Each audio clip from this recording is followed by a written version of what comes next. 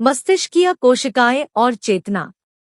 सन 1646 ई से अब तक की कालावधि में प्रच्छन्न रूप से निवास करने वाले संत महात्मा, योगी और साधकों का सान्निध्य तो प्राप्त हुआ ही, उनके अतिरिक्त उच्चकोटि की दिव्य विदेही आत्माओं से भी अगोचर संपर्क रहा है, जिनमें कुछ अन्य लोकांतरों की भी महान आत्माएं थी।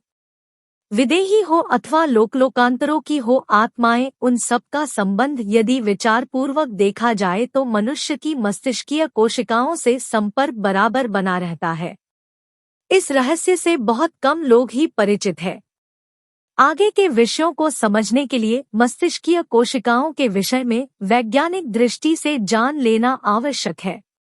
रहस्यों की खोज और रहस्यों के प्रति जिज्ञासा न हो तो किसी भी प्रकार का आविष्कार संभव नहीं। जिज्ञासा और खोज की वृत्ति ही नई वस्तुओं का आविष्कार करती है, भले ही वह वृत्ति लौकिक हो या पारलौकिक। मानव इतिहास में शोध एवं अन्वेषण सबसे बड़ा विषय रहा है। जीवन का वह तत्व जो पंचतत्वों के साथ मिलकर इनको चेतनता प्रदान करता है। जीवन का वह तत्व क्या है? वह तत्व है आत्मतत्व, यानी आत्मा, और उसके मूल स्रोत को कहते हैं परमात्मा। आत्मतत्व और पंचतत्व मिलकर चेतन तत्व बनता है, जो जड़चेतन सभी में आवश्यक मात्रा के अनुसार व्याप्त है। जिस आधार पर आत्मतत्व और पंचतत्व का मिलन होता है वह है प्राणतत्व। प्राणतत्व अति महत्वपूर्ण है। इसकी सत्ता स्वतंत्र है। शरीर 5 तत्वों से निर्मित है। प्राणतत्व के माध्यम से आत्मतत्व से उनका संबंध बनता है और शरीर हो जाता है चैतन्य, जिसे हम जीवन कहते हैं। पंचतत्वों का क्रमशः क्षय होता है यदि वे एक में मिश्रित है। यदि 5 अलग अलग है तो उनके रूपों में बराबर परिवर्तन होता रहता है। पंचतत्व निर्मित शरीर का क्षय होता है, परिवर्तन नहीं। लेकिन प्राणतत्व के बीच से हटते ही आत्मतत्व अलग हो जाता है शरीर से। इसी का नाम मृत्यु है। पढ़िए मरणोत्तर जीवन का रहस्य। जैसे जैसे पंचतत्वों का क्षरण होता जाता है वैसे ही वैसे आयु की भी वृद्धि होती जाती है और अपनी सीमा पर जाकर समाप्त हो जाती है। अध्यात्म के इस मत से कि जीवन व जड़ प्रकृति में भी सामंजस्य है, विज्ञान सहमत है। चेतना विहीन जीव भी तो उसी जड़ प्रकृति में विलीन होते हैं। अब अध्यात्मवेत्ताओं की तरह वैज्ञानिक भी यह स्वीकार करने लगे हैं कि इस विश्व ब्रह्मांड की कोई नियामक सत्ता है। सभी धर्म उस परम सत्ता को किसी न किसी रूप में स्वीकार करते हैं। सभी धर्म उसे सर्वशक्तिमान मानते हैं, इसमें संदेह नहीं। महान जीवशास्त्री डार्विन ने प्राणियों, पशुओं और वनस्पतियों का गहन अध्ययन किया और 1850 एवं 1871 में प्रकाशित अपने ग्रंथों में यह सिद्धांत प्रतिपादित किया कि संसार के सभी जीव एक ही आदि जीव के विकसित और परिवर्तित रूप हैं। संसार में जीवों की जितनी भी जातियों और उपजातियां हैं, उनमें बड़ी विलक्षण समानताएं असमानताएं हैं। समानता यह कि उन सभी की रचना एक ही प्रकार के तत्व से हुई है और असमानता यह कि उनकी रासायनिक बनावट अलग अलग है।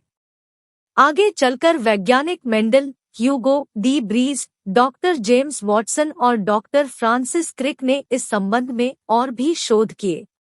उन शोध से डार्विन के इस कथन की पुष्टि होती है कि प्रत्येक जीव का आनुवांशिक विकास उसके माता पिता के सूक्ष्म गुणसूत्रों, क्रोमोजोम एवं संस्कार सूत्रों, जीन्स पर आधारित होते हैं।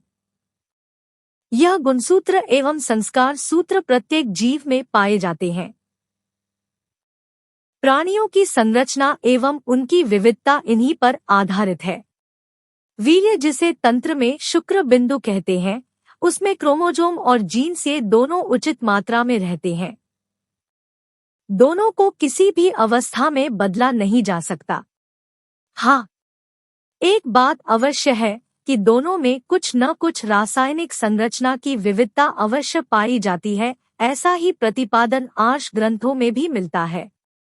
वेदांत का एको ब्रह्मा द्वितीयो नास्ति यह कथन यहाँ सटीक उतरता है।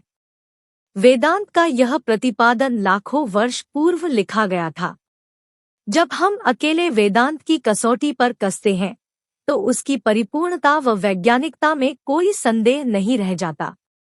वैज्ञानिकों द्वारा जीवकोश से संबंधित जो अब तक की उपलब्धियां हैं, उनमें जरा सा भी अंतर नहीं है। प्रत्येक जीवकोश का नाभिक, न्यूक्लियस, अविनाशी तत्व है। वह स्वयं नष्ट नहीं होता किंतु अपनी क्षमता से स्वयं अनेक कोश, सेल्स बना लेने की शक्ति अवश्य रखता है। इस तरह कोशिका की चेतना को ही ब्रह्मा की इकाई कह सकते हैं। ब्रह्मा वास्तव में विश्व ब्रह्मांड का अविनाशी तत्व, न्यूक्लियस है, यानी विश्व का नाभिक है। वह एक से अनेक होने की क्षमता रखता है। एकोहम बहुश्याम। सारी सृष्टि ब्रह्मा सृष्टि है, ब्रह्ममय है। इस तरह कोशिका की चेतना को ही ब्रह्मा की इकाई कह सकते हैं, इसलिए यह अनेक अणुओं में भी व्याप्त इकाई ही है। इसी स्थिति को जीवभाव कहा गया है। परंतु फिर भी उसमें पूर्ण ब्रह्म की सब क्षमताएं उसी प्रकार विद्यमान हैं जैसे समुद्र की एक बूंद में पानी के सब गुण विद्यमान रहते हैं। डार्विन ने सभी जीवों में व्याप्त जिस समानता का वर्णन किया है वही जीवकोशों की चेतना है। वेदांत के अनुसार भी एक ही ब्रह्मा सभी आत्माओं में निवास करता है। इसी चेतना पर अहम भाव अथवा कर्ता भाव का आवरण व्याप्त होता है। वेदांत कहता है कि चेतना के अहम भाव की जिस प्रकार की वस्तु में रुचि अथवा वासना बनी रहती है, वह वैसे ही पदार्थों द्वारा शरीर का निर्माण किया करता है, नष्ट नहीं होता। वही इच्छाएं, अनुभूति, संवेग, संकल्प और जो भी सचेतन क्रियाएं हैं करता या कराता है। पदार्थों में यह शक्ति नहीं है। जहां तक मेरे अन्वेषण और शोध का प्रश्न है, उसके अनुसार डार्विन के सभी जीवों रासायनिक असमानता, गुणसूत्र, संस्कार सूत्र वेदांत के अहम भाव पर आधारित है। उसी अहम भाव को नष्ट करने के लिए सभी प्रकार की साधनाओं का मायाजाल फैला हुआ है। विश्व ब्रह्मांड मंडल और लोकलोकांतर, जैसा कि मैंने कहा कि संपूर्ण विश्व ब्रह्मांड का मूल ब्रह्मा है। ब्रह्मा ब्रह्मांड का नाभिक, न्यूक्लियस है। ब्रह्मा का विस्तार ब्रह्मांड है और ब्रह्मांड 36 भागों में विभक्त है। प्रत्येक भाग का अपना एक स्वतंत्र तत्व है। इस प्रकार कुल 36 तत्व है और उन 36 तत्वों से पृथ्वी का निर्माण हुआ है। वे 36 भाग 18 मंडलों में विभाजित है। प्रत्येक मंडल में ब्रह्मांड के 2 भाग अवस्थित है। प्रत्येक मंडल में कितने लोकलोकांतर है, इसका लेखाजोखा कहीं नहीं मिलता है। 36 तत्वों से निर्मित होने के कारण पृथ्वी से सभी भागों और सभी मंडलों से संबंध है। यदि संबंध है तो लोकलोकांतरों में निवास करने वाले विभिन्न प्रकार के प्राणियों से भी होगा संबंध। यह अनुमान नहीं, परम सत्य है। अब प्रश्न होता है कि वे प्राणी है कैसे? प्राणी का अर्थ है जो प्राण का वाहक हो, जो प्राण द्वारा संचालित हो, वह प्राणी है। इससे स्पष्ट होता है कि लोकांतरों के प्राणी प्राणवान है, और जब प्राणवान है तो उनमें सूक्ष्म गुणसूत्र, क्रोमोजोन्स और संस्कार सूत्र, जीन्स होना चाहिए। होगा ही। यहाँ यह बतला देना आवश्यक है कि प्राण 5 प्रकार का है और संप्राण भी 5 प्रकार के होते हैं, जो कि एक दूसरे से संबद्ध हैं। मानव शरीर में वे 5 प्राण एक दूसरे से मिलकर क्रियाशील है। उनकी क्रियाशीलता में किंचित मात्र व्यतिक्रम होने पर तत्काल इसका विपरीत प्रभाव मन, मस्तिष्क और शरीर पर पड़ता है। विभिन्न प्रकार के रोग उत्पन्न होते हैं। जीवन अव्यवस्थित हो जाता है। यही कारण है योग सर्वप्रथम प्राण पर ध्यान देता है। मानव शरीर की 3 प्रकार से विशेषता है।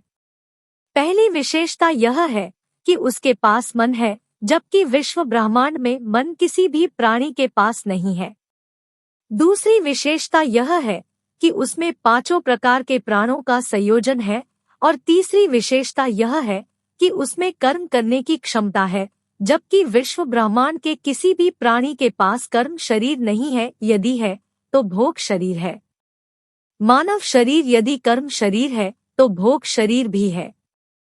कर्म करता है तो उसका फल अथवा परिणाम भी भोगता है, भले ही उसे भोगने के लिए अगला जन्म लेना पड़े। जैसा कि ऊपर कहा गया है, पांचों प्राण मानव शरीर में है, जबकि मानवेतर लोकांतर के प्राणियों में ऐसा नहीं है। कहीं एक प्राण है, कहीं दो प्राण है, कहीं तीन प्राण है, तो कहीं चार प्राण है।